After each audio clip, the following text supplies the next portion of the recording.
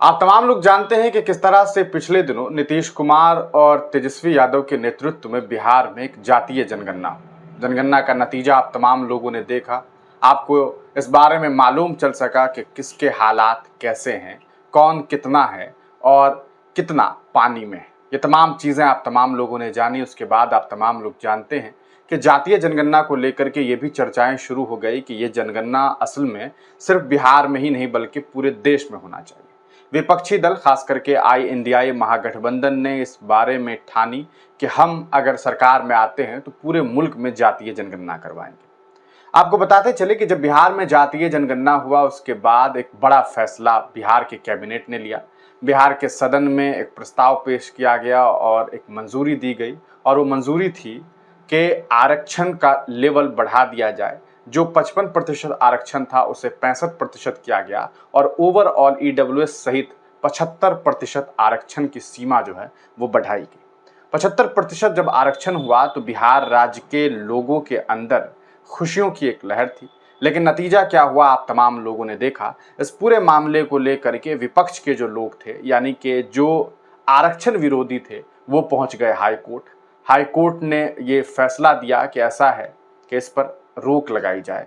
फिर ये मामला पहुंचा सुप्रीम कोर्ट और सुप्रीम कोर्ट ने भी इस मामले में बिहार सरकार को एक झटका देने का कार्य किया। लेकिन सवाल ये है कि आखिरकार अगर बिहार सरकार की मंशा अच्छी है तो फिर बिहार में जो आरक्षण की सीमा बढ़ाई गई वो क्यों नहीं लागू हो सका। अब आप कहेंगे ऐसी बातें क्यों कर रहा हूं। आगे हम आपको RJD यानी कि राष्ट्रीय जनता दल पार्टी से राज्यसभा के सांसद संजय यादव का हम आपको एक वीडियो दिखाएंगे कि उन्होंने इस पूरे मामले को लेकर के क्या कुछ बातें रखी हैं। लेकिन हम आपसे एक सवाल पूछना चाहेंगे कि बिहार में किसकी सरकार है। आप कहेंगे NDA की सरकार है। केंद्र में किसकी सरकार है। आप कहेंगे NDA की सरकार है।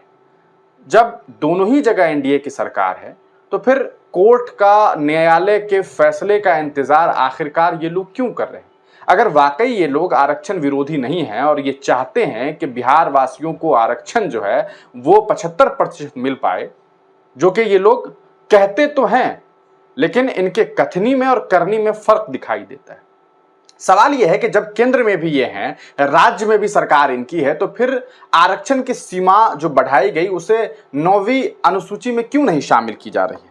ये सबसे बड़ा सवाल है। अगर 9वीं अनुसूची में शामिल कर दिया जाए, अरे कोर्ट में आप गए हैं, आप कोर्ट से मामलात को विड्रॉ कर लीजिए, आप एक स्पेशल सत्र रखिए, आप एक स्पेशल कहा जा सकता है मीटिंग रखिए और उसके जरिए जो है आप सदन के अंदर ये पास करवा लीजिए, मंजूरी करवा लीजिए कि हम जो है आरक्षण की सीमा बढ़ा रहे हैं और आरक्षण की सीमा हमारी जो है वो 65% प्लस 10% EWS 75% रहेगी। और उसको लेकर के आप एक स्पेशल जो है वो मीटिंग करिए और उस मीटिंग के जरिए प्रधानमंत्री नरेंद्र मोदी के साथ, जैसे पूर्व में आप जानते हैं कि किस तरह से तेजस्वी यादव, नीतीश कुमार ने बाजाबता इस पूरे मामले को लेकर के प्रधानमंत्री जी को जो है तमाम सूचनाएं दी थी। एक मीटिंग हुआ था बिहार को लेकर के, उसी तरह जातीय जनगणना के वक्त में उसी तरह एक मीटिंग करिए प्रधानमंत्री जी के साथ और उनसे कहिए कि सर ऐसा है कि आप तो केंद्र में हैं, आपकी सरकार है, दोनों जगह आप हैं, फिर क्या दिक्कत है, आप इसे 9वीं अनुसूची में डाल दीजिए, कोई कोर्ट का मामला ही नहीं रह जाएगा। लेकिन ये लोग ऐसा नहीं कर रहे। आप सुनिए कि क्या कुछ कहा है राज्यसभा के सांसद संजय यादव। जब हमने यहाँ जाति आधारित जो गणना करवाई उसकी फाइंडिंग्स के आधार पर पता चला है कि 90% जनसंख्या इनकी है, 10% इनकी है, उसके आधार और अनुपात में आरक्षण को बढ़ाया। आरक्षण को बढ़ाने के बाद जब तेजस्वी जी कैबिनेट के हिस्सा थे, डिप्टी CM थे, उन्होंने केंद्र सरकार को, मुख्यमंत्री जी ने प्रस्ताव भेजा कि इनको 9वीं अनुसूची में डाल दो। तो केंद्र में किनकी सरकार है? BJP की सरकार है। वो तो वैचारिक तौर पे इसके विरोधी हैं, दिखाने के लिए, जुबानी खर्च के लिए बोल देते हैं। अगर वो आरक्षण के समर्थक हैं तो उसको 9वीं अनुसूची में डाल देते हैं, क्या हर्ज आता है। तमिल ऐसा नहीं कि बिहार प्रथम राज्य है जिसका डालना था, तमिलनाडु का पहले से डला हुआ है, तो वो क्यों नहीं डाला उन्होंने। फिर कोर्ट में चले गए, कोर्ट उनका अटॉर्नी जनरल भी चले गए। हाँ चले गए, राष्ट्रीय जनता दल भी गई है। चूंकि मामला सब जुडिस हो गया तो राष्ट्रीय जनता दल भी कोर्ट में गई है और कोर्ट से नहीं होगा। हम कहते हैं कोर्ट के चक्कर में आप क्यों उठा रहे हैं। आपके बलबूते पे, जदयू के बलबूते और जो आरक्षण की बात कर रहे हैं LJP-R और हम पार्टी, उनके बलबूते पे सरकार चल रही है। आप उनको कहिए कि हम कोर्ट से केस को विड्रॉ करते हैं, एक विधानसभा का विशेष सत्र बुलाते हैं, उसमें से दोबारा इसको सर्वसम्मति से पास करते हैं और अब प्रधानमंत्री से आप बात कीजिए। सर्वदलीय बैठक जब तेजस्वी जी के पहल पे ही जातिगत जनगणना के लिए दिल्ली गया था अगस्त 2021 में सर्वदलीय, हाँ, तो बोले कि सर्वदलीय जो एक कमेटी है वहाँ चलेगी प्रधानमंत्री जी से, उनको टू द पॉइंट बात कहते हैं, आर पार करते हैं कि देखिए हम यहाँ से बिहार विधानसभा से पास कर रहे हैं, इसको आपको 9वीं अनुसूची में डालना है, आप डालिए। नहीं डालेंगे तो पता चल जाएगा कि कौन आरक्षण के समर्थक है और कौन नहीं है। अगर जेडीयू, एलजेपीआर, हम और बीजेपी इसके समर्थक है। अच्छा ये बताइए, ये 65% आरक्षण यहाँ से बढ़ाया जब तेजस्वी जी थे, अब 9वीं अनुसूची में जो डालना है उनकी यहाँ बिहार में भी सरकार है, वहाँ भी सरकार है, अड़चन कौन पैदा कर रहा है? भाजपा कर रही है। भाजपा कर रही है, तो फिर वो कैसे कह सकते हैं हम उसके समर्थक हैं? अपने मुखपत्र में भी कहा है। हम वही कह रहे हैं ना, वो शुरू से उसके विरोध में रहे हैं। जब मंडल कमीशन लागू हुआ तो उसके खिलाफ कमंडल लेके कौन निकला था? कमंडल में जो लड़का जला अडवाणी जी मिलने भी गए थे। हाँ, गोस्वामी। और उस कमंडल के रथ के सारथी कौन थे जो आज प्रधानमंत्री हैं? तो क्या आप पिछड़ों को, अति पिछड़ों को, दलितों को इतना बेवकूफ़ समझते हैं कि वो नहीं जानते? अच्छा, इतने ही आप आरक्षण के प्रबंधक, हम कल सुन रहे थे आदरणीय प्रधानमंत्री जी का हरियाणा में भाषण कि मेरे रहते हैं आरक्षण का। मध्य प्रदेश में आपकी सरकार है, ओबीसी को कितना आरक्षण है वहाँ? 14% मिलता है, उनको तो 27 भी नहीं मिलता।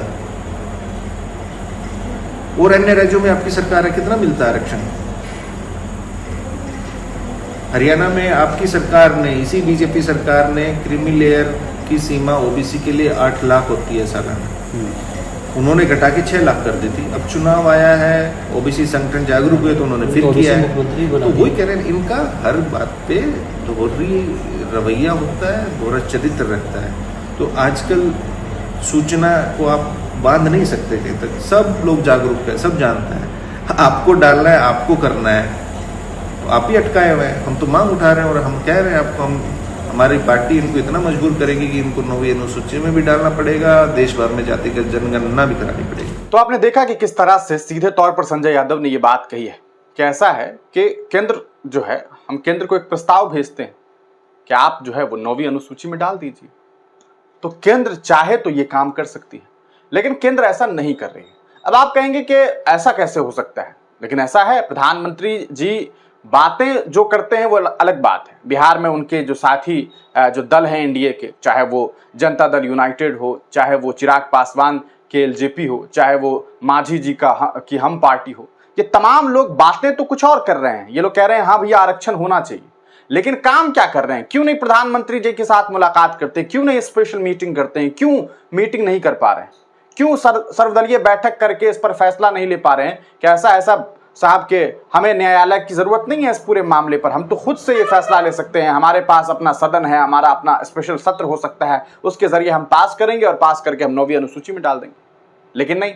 अब आपने सुना है किस तरह से संजय यादव ने बताया कि अगर वाकई ये लोग आरक्षण प्रेमी होते तो मध्य प्रदेश में तो इनकी सरकार, वहां ओबीसी को महज 14% आरक्षण ये लोग दे रहे हैं, 27% भी नहीं दे पा रहे। इसके अलावा आपको उन्होंने एक एग्जाम्पल दिया हरियाणा का, कि हरियाणा में किस तरह से पिछले दिनों जब आरक्षण की सीमा की बात हुई तो क्रीमी लेयर वालों को इन्होंने क्या किया, इन्होंने 6 लाख कर दिया 8 लाख की जगह। लेकिन चूंकि चुनाव का वक्त आ गया है तो दबाव में फिर इन लोगों ने सीमा बढ़ाई, 8 लाख कर दी। तो ये जो राजनीति ये लोग कर रहे हैं आरक्षण के ऊपर, अगर ये लोग वाकई बिहार की भलाई चाहते हैं, अगर ये लोग वाकई समाज की भलाई चाहते हैं, अगर वाकई ये लोग ओबीसी समाज, दलित समाज, वंचित समाज की भलाई चाहते हैं, तो फिर क्यों नहीं 9वीं अनुसूची में डाल रहे हैं? ये एक बड़ा सवाल है। आप तमाम लोग इस पूरे मामलात को किस तरह से देखते हैं? आपको इसके पीछे की क्या वजह लगती है? कि आपको लगता है कि प्रधानमंत्री नरेंद्र मोदी और उनकी सरकार की जो नीति है, उनकी जो कहा जा सकता है उनकी जो कथनी है और जो करनी है, उसमें एक बड़ा फर्क है? अपनी राय कमेंट सेक्शन में जरूर दीजिएगा, इस वीडियो को जरूर शेयर कर दीजिएगा। आप तमाम लोगों का वीडियो देखने के लिए बहुत बहुत शुक्रिया।